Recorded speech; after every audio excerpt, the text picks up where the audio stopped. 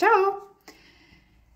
Pēc vakardienas ierakstā par sakrālo centru es vakar saņēmu pieteikumu enerģētiskiem lasījumam tieši par šo centru, un patiesībā šis nav vienīgais gadījums, kad ir cilvēki, kas man uzraksta un prasa lasījums tieši kādiem konkrētiem centriem. Acīm redzot, tie ir tie, kas viņiem tajā brīdī vairāk interesē, rezonē, varbūt tieši tās dzīves jomas, sfēras, un tas tā arī ir, ka katrs gaismas centrs atbildi par citu dzīves jomu, citu sfēru. Protams, tas viss kopā veido tādu kopbildi, un viņi visi savā starpā ir saistīti. Nav tā, ka kādu var izņemt ārā, izcelt un atsevišķi tikai un vienīgi pieskarties šim te punktam, neiesaistot pārējos.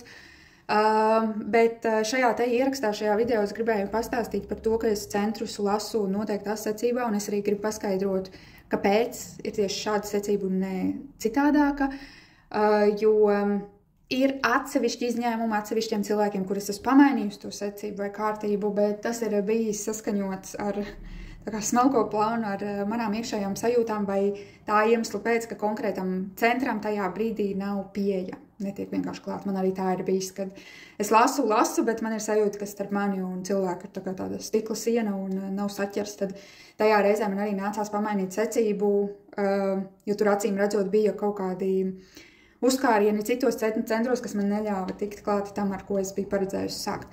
Bet, kā es minēju, tie ir atsevišķi gadījumi. Parasti secība, kādā es lasu lasījumus, tātad kopā ir 7 centri, par kuriem lasījumi tiek gatavoti, un es parasti sāku ar 4. centru, kas ir sirds centrs, un tad pārējos 6 es lasu secīgi no apakšas uz augšu. Tātad 1., 2., 3. un pēc tam 5., 6., 7. 6. un 7. vēl nav pieejami, bet tie būs nākamajos mēnešos, tā kā arī tie drīz būs pieejami iegādēji, tā kā es uzreiz stāstu arī par tiem. Un jā, kāpēc tieši tāda secība? Jo varētu rasties jautājums, un tā kā loģiski, tad iet viss pēc kārtas vienalga, vai tas tā kā no apakšas uz augšu vai no augšas uz leju, nu kuram tā kārtība liekas loģiskāka. Man arī sākumā likās, ka ja es iešu cauri, tad es iešu secīgi viens pakaļ otram no apakšas uz augšu tādā secībā, bet man iedod citu secību. Un tai secībai ir, kāpēc viņai ir liela nozīme, jo te ir vispār jāsaprot koncepts kā tāds par lasījumiem kā tādiem, jo viņi sevī ietver 2 lielas daļas. Un tā galvenā daļa, tā kas iziet priekšplānā, ir nevis tā, kas ir tā informatīvā, kas iedod to citu varbūt skatījumu cilvēkam, citu redzējumu, citu izpratni, sapratni, ieraudzīt lietas. Tā ir tā, kas strādā uz šo te informatīvo lauku, uz sapratnēm, uz tā kā salikt kaut kādas lietas pa plauktiņiem, izskaidrot, kāpēc ar mani notiek tā, kā notiek, kāpēc ir, piemēram, konkrētās situācijās es uzvedos tā vai reaģēju tā un nevis citādāk, un ko es varu darīt, lai tas būtu harmoniskāk. Tā ir tā kā nosacīta tā daļa, tā informatīvā daļa, kas patiesībā vairāk strādā uz šo te, uz 6. centru, uz mūsu izpratnēm, sapratnēm, domām un tā tālāk, uzskatiem, redzējumu un tā. Un tad ir tā lielā pamata daļa, ir tieši enerģētiskā daļa.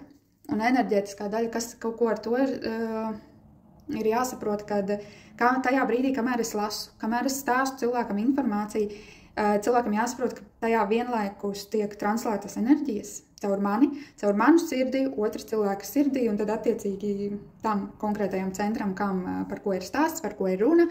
Es nevaru izslēgt to, ka, ja pieņemsim, es lasu tajā brīdī lasījumu par 2. centru, kad iespējams tur paralēli tiek pakārtots arī kaut kas citos centros, bet tas ir pakārtots tā, lai tieši tas, lai tas iet kopējam labumam, cik cilvēks tajā brīdī no smalkā plāna puses ir gatavs pavirzīties uz priekšu, pamainīt kaut kādas lietas savā dzīvē, pakārtot tā, lai ieiet tajā kaut kādā savā jaunajā versijā, jaunajā formātā, jaunajā dzīves posmā.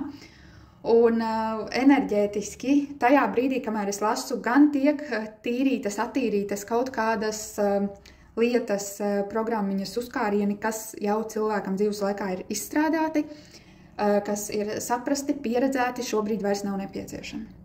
Tām lietām, kuras cilvēks šeit ir atnācis apgūt, iemācīties, izprast, un viņš jau viņas nav tā kā integrējis savā dzīvē, tās es tīri no smalkā plāna puses, es nevaru viņus tā kā baigi ķerties viņām klāt, man ļauj tik, cik man ļauj, un tik, cik arī katram cilvēkam ir harmoniski. Un tātad pirmām kārtām tiek patīrīts tas, kas jau ir nokalpojis, tas, kas šobrīd drīzāk tā kā traucē cilvēkam virzīties uz priekšu, nekā viņu virza. Tas ir viens. Otrām kārtām tie centri paši kā tā tiek padziedināti, pakārtoti, ja tur ir kaut kādas, pieņemsim, sirdī kaut kādi aizvainojumi, varbūt kaut kādas sāpīgas situācijas no bērnības vai no attiecībām vai lai nu kas tur būtu, bet tas, kas ir arī pieredzēts un atstājis iespējams kaut kādu emocionālu nospiedumu sirdī, tad tas tiek padziedināts, lai cilvēks var tā kā uz to paskatīties vieglāk un brīvāk, nu tā kā, lai tas priekš viņam tāds tā kā iedot tādu dziedinošu tā kā sirdsmieru sirdī. Un līdz ar to vēl papildus, tātad trešais tas moments ir tāds, ka tiek, tā kā mana viena no funkcijām šajā pasaulē ir pludināt cilvēkos jaunus kodus, jaunu enerģētiski, jaunas enerģijas, jaunu informāciju, to, kas iespējams daudziem cilvēkiem nav īsti pieejama šajā pasaulē, tad tā ir tā trešā funkcija, ko iespējams, nu tā kā paralēli lasot, tiek papilināts kaut kas, kas var atkal, nu tā kā pavērt tādu pilnīgi jaunu, tā kā tādu pat atziņu, atklāsmi, wow, izrādās attiecības var veidot tā, vai wow, izrādās bērns var audzināt tā, vai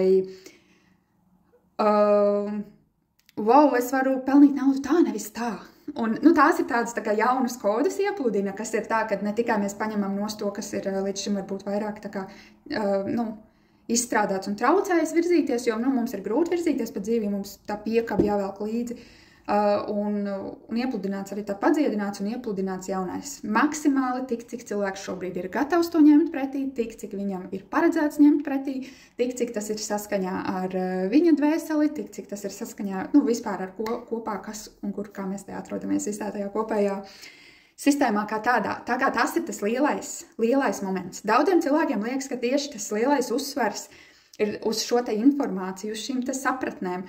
Bet patiesībā tā otra daļa, viņa ļoti tā kā papildina to pirmo, bet viņai ir vairāk tā funkcija tāda, lai tad, kad cilvēks ir tā kā kaut kāds tā kā restarts viņam uztaisīts, kaut kāds dziedinājums izdarīts, sakārtojums izdarīts, tās sapratnes tiek iedots vairāk uz to, lai viņš neturpinātu dzīvot pēc tā iepriekšējā. Tā kā, lai nav tā, ka tas ir tāds īslaicīgs efekts, ka tagad atnācu, Sandra sakārtoju, nedēļu padzīvoju, turpināju darīt to, ko es vienmēr dzīvē daru, tā kā līdz šim, un tad aizdrazoju apakaļ to centru. Tas ir vairāk iedots tādai sapratnei, bet sapratnei ne tikai šajā daļā, bet sapratnei arī sirdī. Un tagad mēs nonākam pie tās secības, kāpēc ir svarīgi tieši tā secība tāda, kāda viņi ir.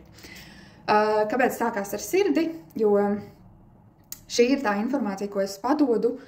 Tā nav informācija, ko cilvēks var paņemt pretī un izstrādāt un ievest savā dzīvē tikai un vienīgi šeit galvā, prātā. Pieņemsim, un Sandra pateica, kad tev ieteicams darīt to un to, es sāku darīt. Tagad es rīktīgi tikai un vienīgi tā darīšu tā kā. Viņa teica, nē, tas nav šeit uz prātu, tas ir vairāk uz to, lai mēs šo te gan informāciju, gan šīs te enerģijas ielaistu šeit sirdī.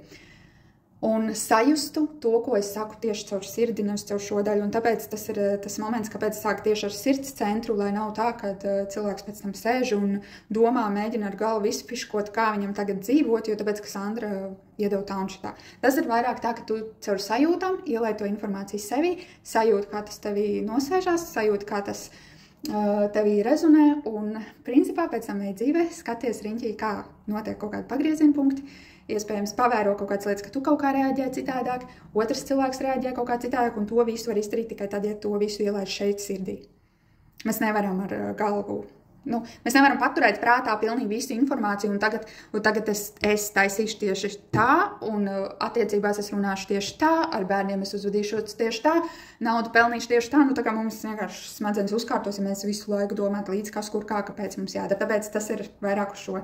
Un tieši tā iemesla pēc pirmais lasījums ir sirds centrs, lai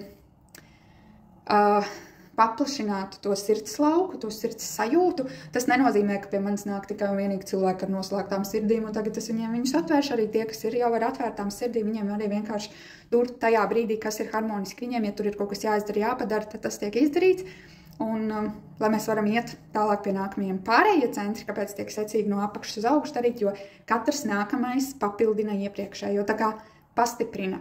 Un šajā gadījumā arī ja man jautājums vakar bija par to otro centru, kurš arī ir stāsts par šīm te izpausmēm dzīvē, par to, kā mēs radām, kā mēs izpaužamies, kā mēs, tas tāds harmoniskais stāvoklis ir tā kā tādam bērnam, kurš vēl nav tā kā ar rāmjiem, konstrukcijām aplipināts, kurš var viegli brīvi, ja man tagad gribas smieties, es smejos, ja man gribas raudāt, es raudu, ja man gribas rotaļāties, es rotaļājos, ja man gribas radīt, es radu. Tas ir tāds brīvības, tāds stāvoklis. Nevelti tieši caur otro gaismas centru mēs visvairāk izbaudam lietas. Tajā skaitā attiecības, kas arī pat tie cilvēki, kas ļoti racionāli iet dzīvē, virzās pēc kaut kādiem principiem uz priekšu, būsim godīgi, tā, kad cilvēks iemīlās un viņu pārņem sajūtas un emocijas, tur nekāda loģika vairs nav, un viņš tāpat izdara kaut kādas lietas balstoties uz tām sajūtām, jo tās ir tā kā tas virzītājs spēks un tā. Un, lai mēs varētu būt viegli brīvi gan attiecībās, gan savā radīšanā, darbībās, lai mūsu viegli plūstu tā naudas plūsma, jā, ir lietas, ko mēs kārtojam otrā centrā, bet kamēr pirms tam nebūs iziet cauri pirmajam centram, kur ir ielikti vispār mūsu dzīves pamatu uzdevumi, pamati, kur slēpjas visas šīs te programmas, kuras mūsos ir ieliktas tādā tā kā noklusējuma variantā, defaultā, kuras mēs varam pamainīt tikai un vienīgi tad, kad mēs apzināti pieliekam enerģiju un viņus pamainām, pakustinam citādāk, tad mēs tikmēr turpinām pēc tām programmām, kas mums ieliktas darboties. Un šajā gadījumā arī, kamēr šīs programmas nav pakārtotas, pašķitinātas, jo tās programmas jau parasti atbild par dažādiem centriem. Katrs centrs ir saistīts ar katru centru. Un šajā gadījumā arī, ja cilvēks tiešām grib tā vairāk izbaudīt dzīvi, izgaršot dzīvi, būt viegls, brīvs un tā tālāk, bet izrādās, ka iemesls, kāpēc viņš nevar pavērties, ir nevis tāpēc, ka viņam otrais centrs ir aizdrazots, bet tāpēc, ka varbūt viņā ir ielikts uzstādījums.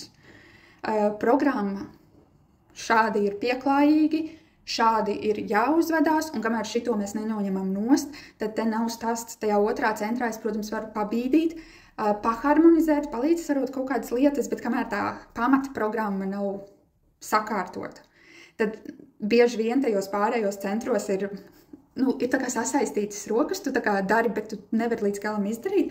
Un šis ir tikai stāsts par pirmo un otro centru, kā par tām pamatu programmām un lietām, bet principā katras nākamais tā kā pastiprina un ir kā papildinājums tam iepriekšējiem. Viņi tā kā